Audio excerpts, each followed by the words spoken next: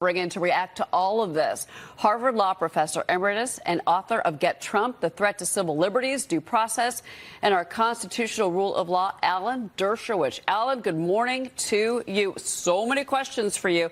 Let's start with the legal side before we get to the politics of this. So again, the indictment is not, until it's unsealed, we don't specifically know what's in it. But the thinking is that he's going to go after the former president for falsifying business records. That is a misdemeanor. To elevate that to a felony, he has to prove that President Trump had an intent to defraud. Your thoughts on what the legal side of this is so far? We'll start with the most likely felony that's been committed in this case, and that is if somebody on the grand jury, prosecutor, grand juror, leaked the fact that there was a vote to indict. That is a 1 to 5 year Class E felony under New York. So Bragg now has a prima facie case that a crime has been committed right in his building. But as far as I know, he's not investigating it. Now, we don't know who did the leak. It's conceivable it could have been done for somebody in the Trump administration, but I doubt it because they seem to have been taken by great surprise. So the most likely source of the leak is someone from within Bragg's office or within the grand jury. That's where the focus ought to be, because there you have a crime, and then you try to find out who committed the crime. It's the opposite of what happened in the Trump case. In the Trump, they said, let's get Trump. Title of my book, Get Trump, comes from the campaign pledges of the district attorney and the attorney general of New York. Let's get Trump. We'll figure out what crimes there might be after we get elected. They get elected. They spend years searching for crimes. Sure. They find. So they make up a fake misdemeanor about corporate records. Then they try to piggyback a federal felony on that. Now, again, we don't know what's in the indictment. That'll probably get leaked, too, by the same person who leaked the fact that there was a vote.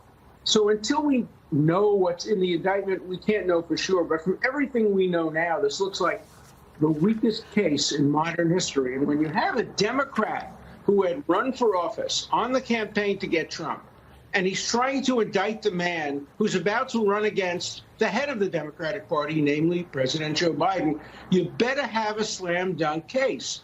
Now, we don't know whether there's a slam dunk case, but from everything we know, this seems like an extraordinarily weak case and an extraordinary abuse of prosecutorial discretion. But let's keep an open mind, wait and see what the indictment says. But in the meantime, there should be an investigation of was there a leak, and if so, who did the leaking? Alan Dershowitz is one of the most famed legal scholars of our time, or any time for that matter. This is a man who is a Democrat. He is unashamed being a Democrat. He has said it a million times. He is a Democrat, but he recognizes the law. He said it for the entire Trump administration. He realizes exactly what is going on here with the prosecution and the persecution of Donald John Trump. But now, it might be Alvin Bragg or one of the members of the grand jury who leaked the information about the indictment, because let's not forget, this was a sealed indictment. The media was not supposed to know about it until such time as Donald John Trump was arraigned. However, that didn't happen. What happened was, as you know, the media got news of it on Thursday, and it went wild. And it caused a lot of consternation and a lot of issues. Well, now somebody, and it could be Alvin Bragg, it could be one of the members of the grand jury, but you know Alvin does like that publicity. But it could be him, it could be one of the members of the grand jury, but somebody could be facing as much as 5 years in prison for this leak. That's the actual felony that happened here. Just like Alan Dershowitz said, that is the actual felony that happened here. As far as the case against Trump, as Dershowitz said, it's probably not going to do much of anything. I mean, you do have a New York jury. That's the only problem, and you've got to get it out of New York.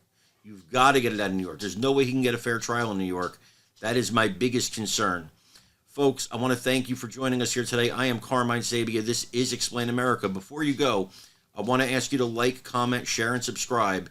Subscribe to us on YouTube at Explain America, and, of course, follow us at Explain America on Facebook.